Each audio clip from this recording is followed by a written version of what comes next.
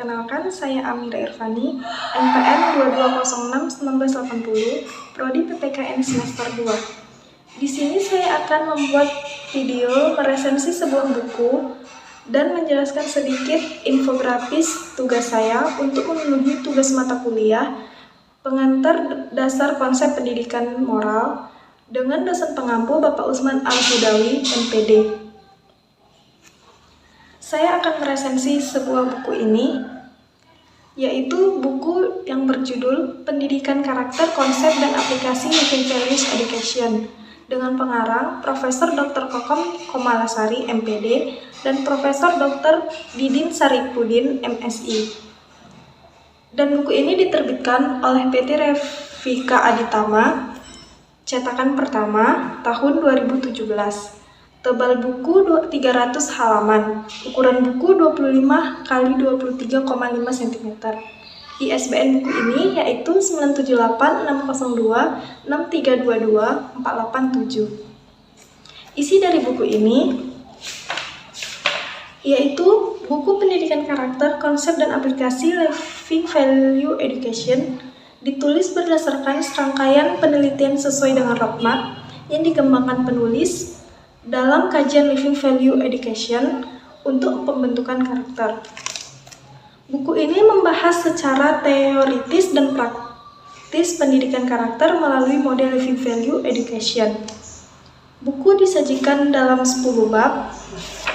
Bab pertama, pendidikan karakter, yang berisi tentang hakikat karakter, bentuk karakter, jenis-jenis karakter, pendidikan karakter di sekolah, strategi pendidikan karakter.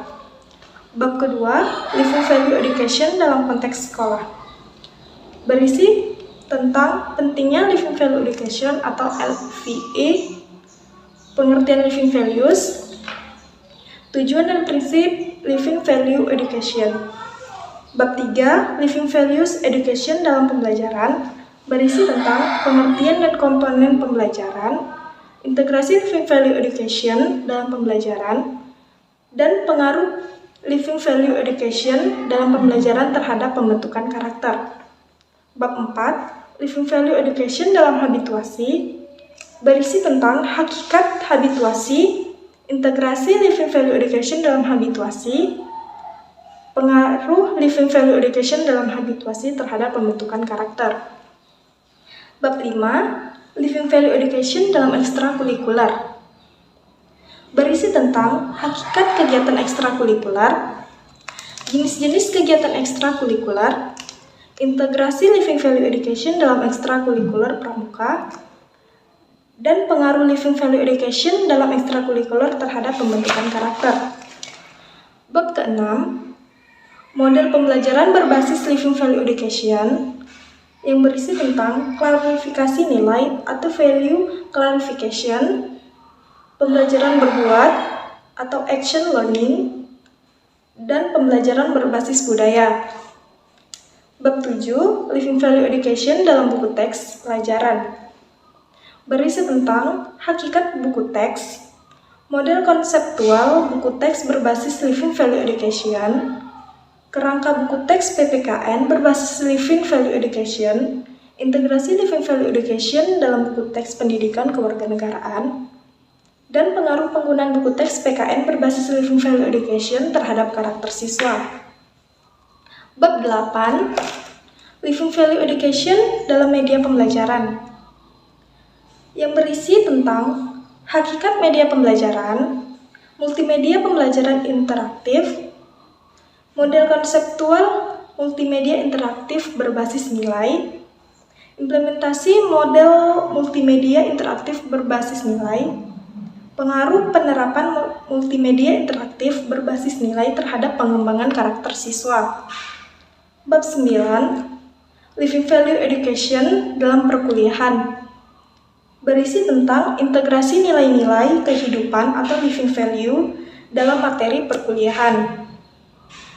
Integrasi Living Value Education dalam proses perkuliahan, dan pengaruh implementasi model Living Value Education dalam perkuliahan terhadap pengembangan karakter mahasiswa.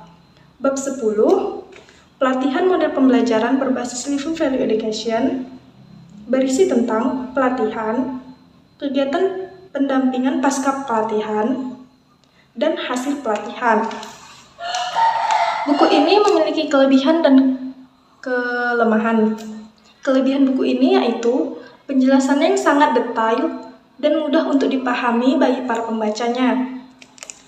Dan kelemahan buku ini masih ada halaman kosongnya dan gambar di dalam buku ini tidak berwarna, hanya hitam putih saja. Mungkin hanya inilah yang dapat saya resensi dari buku ini.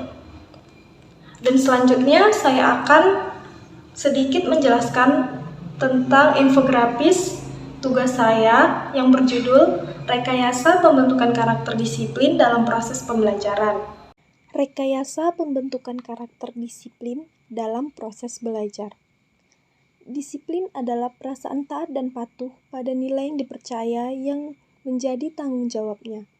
Disiplin merupakan suatu kesadaran diri yang muncul dari batin terdalam untuk mengikuti dan mentaati peraturan, nilai-nilai, dan hukum yang berlaku dalam satu lingkungan tertentu. Disiplin juga menjadi sarana pendidikan. Disiplin belajar sangat penting karena sikap disiplin bertujuan agar dapat menjaga dari perilaku yang menyimpang dan hal-hal yang dapat mengganggu dalam proses pembelajaran. Seperti apa pembentukan karakter disiplin dalam proses pembelajaran itu? Di dalam pembelajaran, disiplin sangat dibutuhkan karena tanpa adanya kesadaran melaksanakan aturan yang ditetapkan sebelumnya. Pembelajaran berjalan lancar, maka semua siswa harus disiplin.